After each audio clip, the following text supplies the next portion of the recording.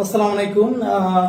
আপনারা জানেন অনেকেই আলাপ করছে যে আমাদের খালেদ মহিউদ্দিন উনি বাংলাদেশে এসেছেন এবং যদিও আমি তার সাথে যখন একটা শোতে ছিলাম আমি তখনও বলেছিলাম যে জুলাইয়ের মতো ঐতিহাসিক গণ অভ্যুত্থান এরপরে উনি বাংলাদেশে আসার সময় পান নাই। উনি জার্মানি থেকে বাংলাদেশ না এসে জার্মানি থেকে আমেরিকায় চলে গিয়েছিলেন।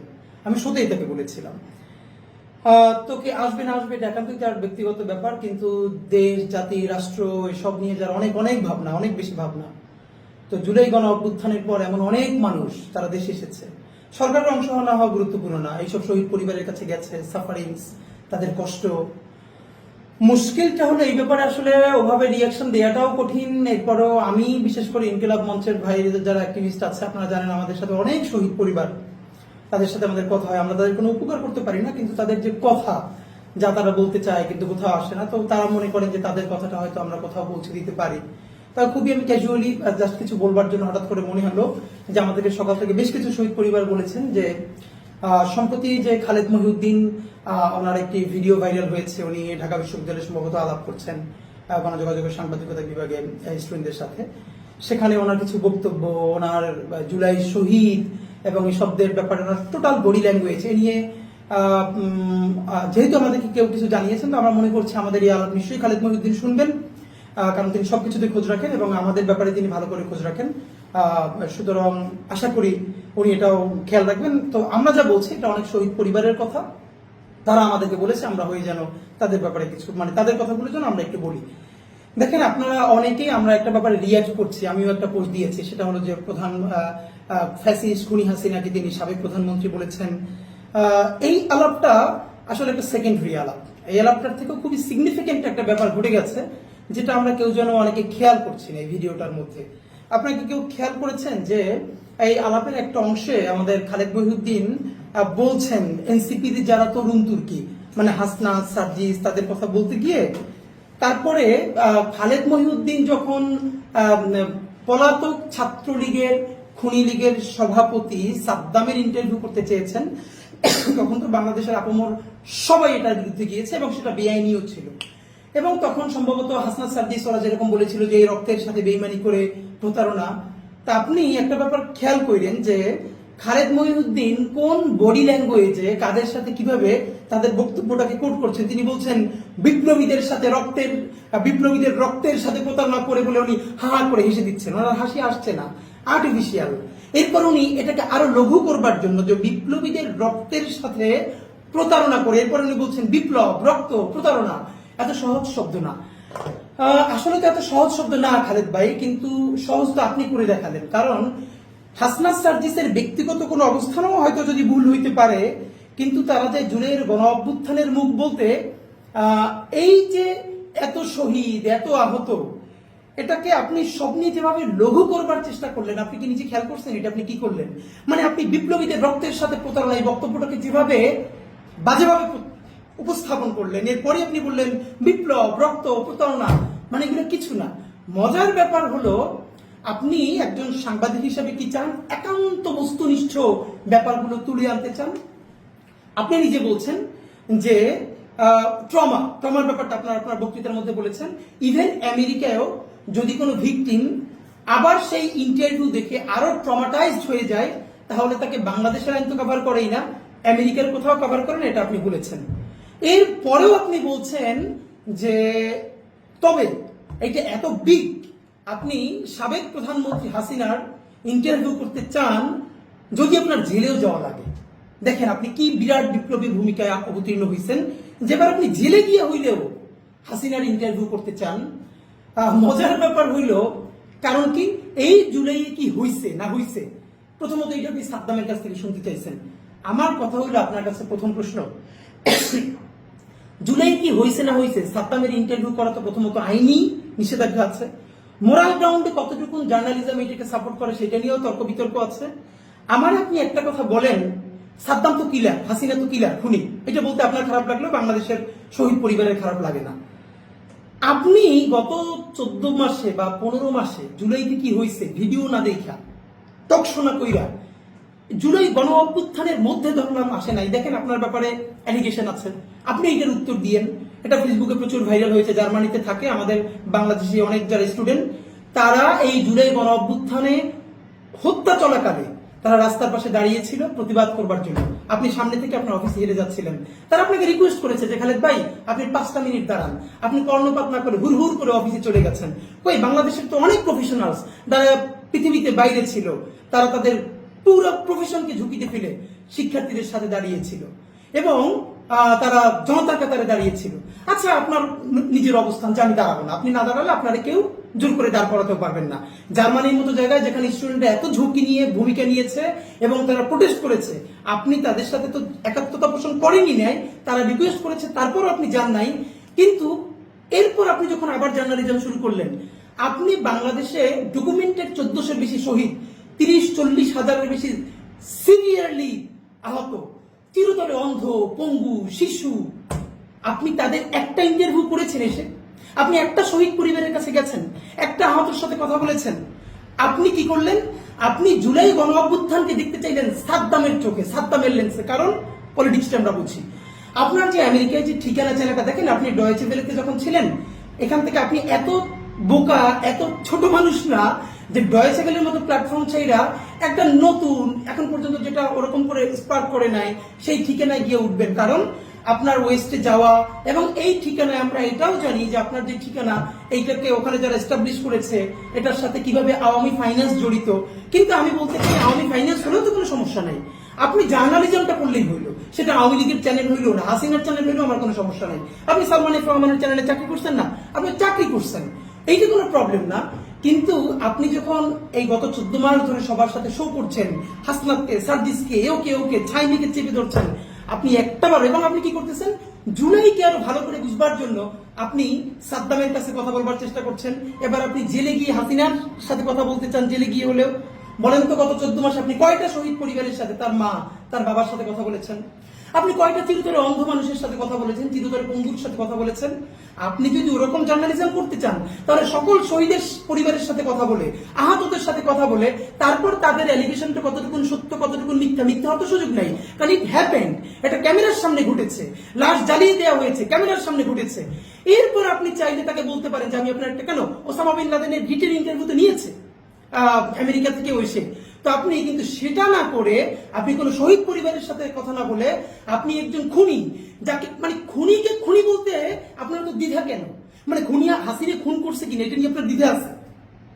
আপনি একটু খালেদ ভাই বললেন তো যে হাসিনা খুন করছে কিনা, এইটা জানার জন্য আপনি ঢাকা ভার্সিটির বলতে ওদেরকে বলতেছেন আর একটু ভালো করে জার্নালিজম পড়ে। ওখানে তো মানে বলেন তো, আর একটু কতটুকুন ভালো করে পড়াইলে খুনিরে খুনি বলতে পারবে একাডেমিশিয়ানরা এবং জার্নালিস্টরা, মানে কতটুকুন ভালো করে পড়াইলে, আর কতটুকুন ভালো করে পড়াইলে যে 4টা ইলেকশন দেশে কোনো ভোট হইতে দেয় না। প্রথমে 111 ইলেকশন, তারপরে 14তে ভোট হয় নাই, 18তে ভোট হয় নাই, 24-এ ভোট হয় নাই, এবং সেই ভোট না হওয়া, দিল্লির ক্ষমতায়িত হওয়া একজন ফ্যাসিস্টকে আপনি প্রধানমন্ত্রী বলতে বলতে মুখে ফেরা তুলে ফেলেন।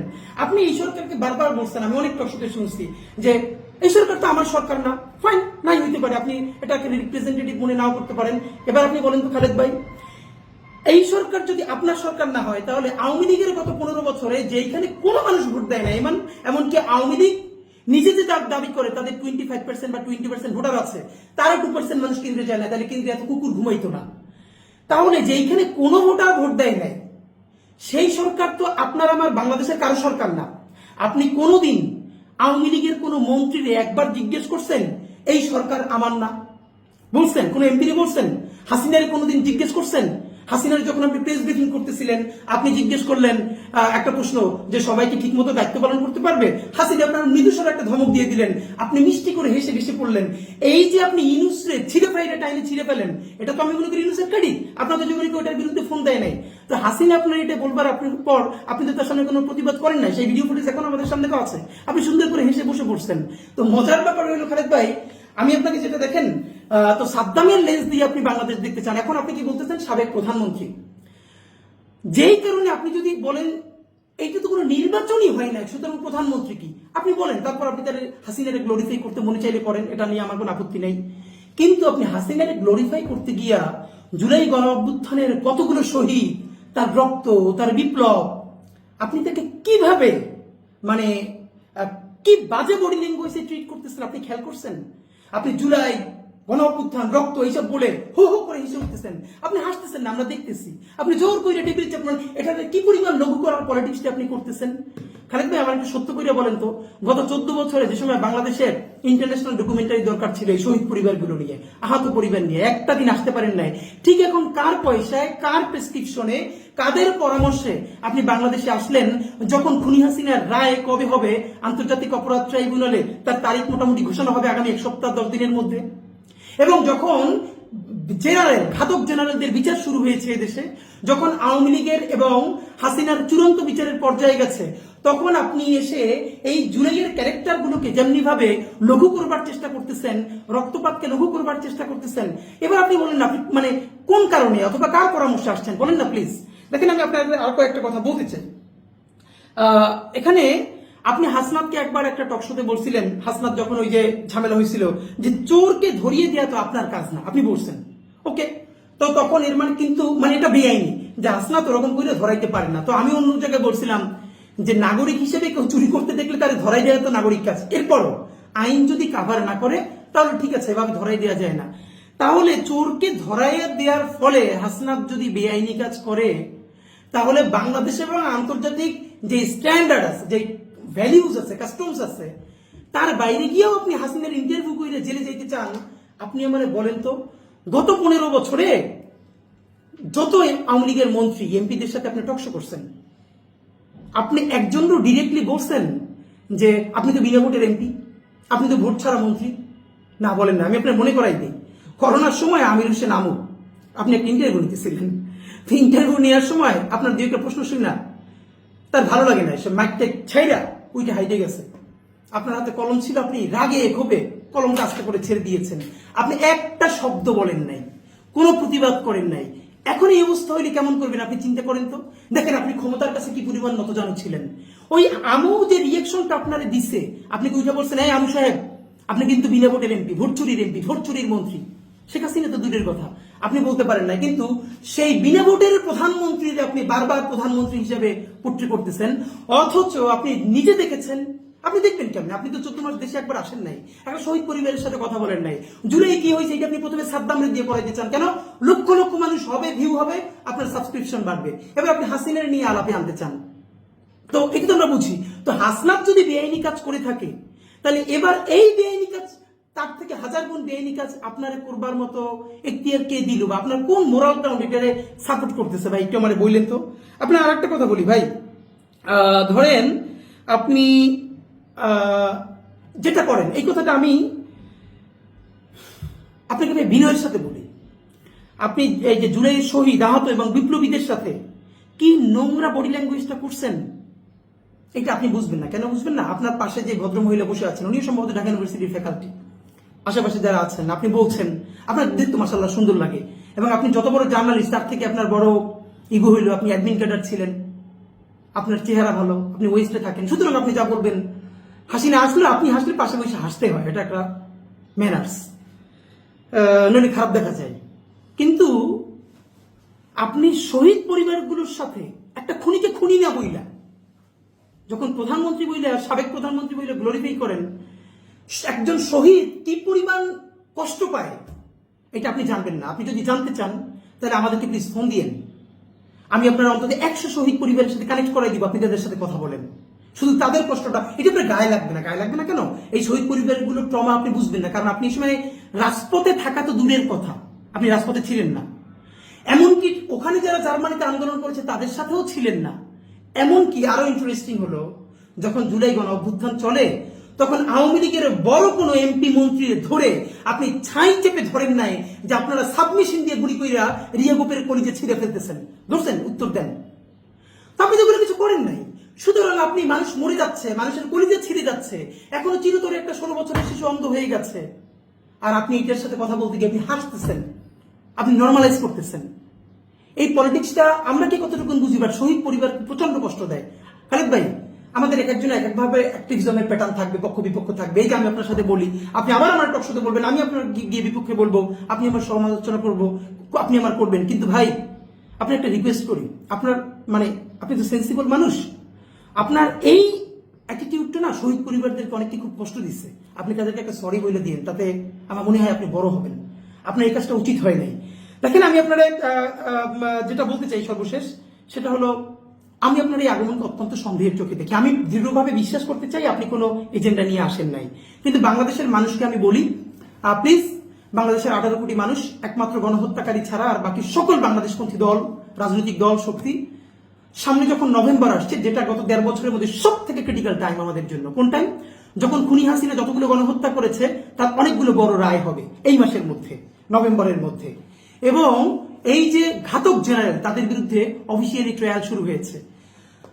আওয়ামী লীগ চাচ্ছে, এমনকি সেই ঘাতক জেনারেলদের একটা অংশ, আওয়ামী লীগ, ইন্ডিয়ার সেই লবি, সবাই মিলে এখানে এমন একটা ক্যাওটিক সিচুয়েশন তৈরি করতে চায়, যার ফলে এই সরকারকে ফল করিয়ে একটা নতুন, একটু লেস আওয়ামী লীগ এমন একটা গভর্নমেন্ট তৈরি করে তারপরে 6 মাস 1 বছর চালিয়ে নির্বাচনটাকে বানচাল করে দিয়ে এরপর আওয়ামী লীগকে ফিরিয়ে এনে একটা ইনক্লুসিভ ইলেকশন আমি নির্বাচন করতে চাই।